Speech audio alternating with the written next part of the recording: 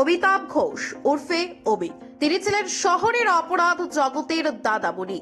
শহরে আজও দাদামণির নামে বিরাজ করছে আতঙ্ক।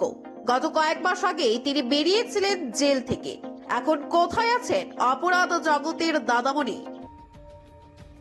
শহরের অপরাধ জগতের দাদামণি অমিতাভ ঘোষ উর্ফে অমিত ঘোষ এখন আগরতলা ও কলকাতা দুই শহরের বাসিন্দা।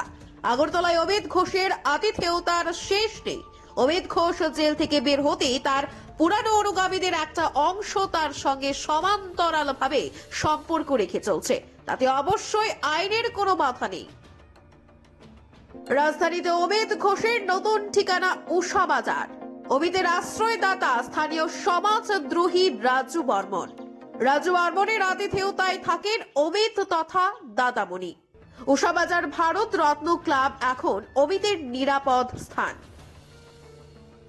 23-এর শারদ উৎসবে শহরের অপরাধ জগতের টাইকুন অমিত ঘোষ কাটিয়েছিলেন উষাবাজারের ভারত রত্ন সংঘে। মূলত অমিত ঘোষ ছিলেন ভারত রত্ন সংঘের মূল আকর্ষণ, অঘোষিতভাবে প্রধান অতিথি। শারদ উৎসবে মায়ের বিসর্জন পর্বেও ক্লাব সদস্যদের সঙ্গে ছিলেন অমিত ঘোষ।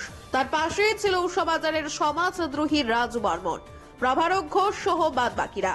ভারত রত্ন সংঘের বিজয়ার সম্মেলনেও ক্লাব সদস্যদের সঙ্গে মঞ্চেই ছিলেন দাদামণি অমিত ঘোষ।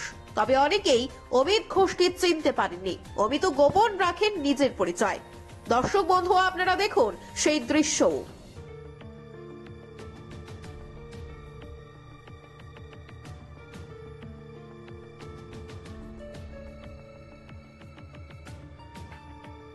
শহরের অপরাধ জগতের তথ্য বলছে অমিত ঘোষ নিয়মিত কলকাতা আগরতলা যাতায়াত করেন। কলকাতা থেকে এমবিবি বিমানবন্দরে এসেই অমিত গাড়ি করে সোজা চলে যায় রাজু বর্মনের উষাবাজার স্থিত বাড়িতে। সেখান থেকে আস্তানা গাড়ে রাজু গুর্খা বস্তি সার্কিট হাউস লাগোয়া নতুন বাড়িতে। রাজুর বাড়িকে সেন্টার পয়েন্ট করে অমিত ঘোষ নতুন ভাবে তার নানান বাণিজ্যিক কার্যকলাপ শুরু করেছেন। এদিকে অপরাধ জগতের বাদশাকে সঙ্গে পেয়ে উষাবাজারের সমাজদ্রোহী রাজু বর্মন নিজেও নতুন সমীকরণ সাজাতে শুরু করেছে। তাই এখন রাজুর সংসারেও জ্বলছে আগুন। মিত্র বিমানবাসের সঙ্গে শুরু হয়েছে সংঘাত।